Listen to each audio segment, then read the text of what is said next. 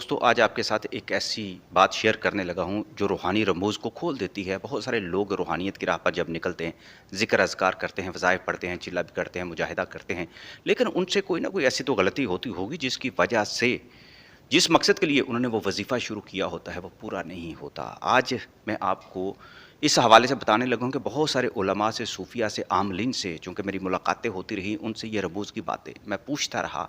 वही बात मैं आप तक पहुँचाना चाहता हूँ कि असल में गलती आपसे कहाँ होती है।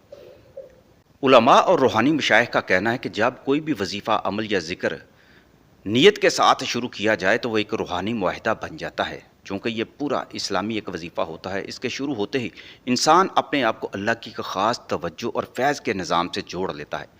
अधूरा छोड़ देना बाज़ औक़ात उस रूहानी सिलसिले में रुकावट बन जाता है, जिसके नतीजे में ज़हनी बेचैनी, ख़यालात का बोझ और ज़िंदगी में बेतरतीबी महसूस होने लगती है। जिस तरह इलाज अधूरा छोड़ दिया जाए तो जिस्मानी बीमारी पड़ सकती है, इसी तरह रूहानी मशक्क़त छोड़ने से बातनी कमज़ोरियाँ फिर सर उठाने लगती हैं।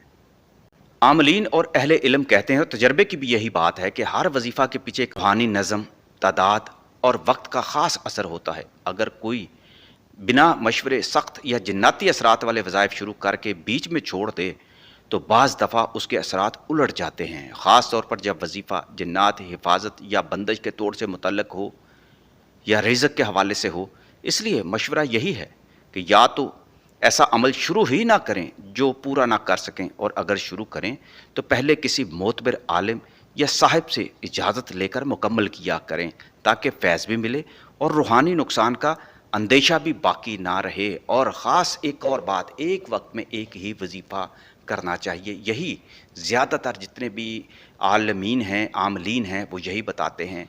सूफ़ी बरकत अली लुधियानवी भी बहुत सारे अपने सालकिन को यही तलकीन किया करते थे, जब कोई एक वजीफ़ा तस्बीह शुरू करती है तो सिर्फ़ उसी को किया करो, ताकि एक वक्त में उसकी बरक़ात ज़्यादा से ज़्यादा आपको हासिल हो सके।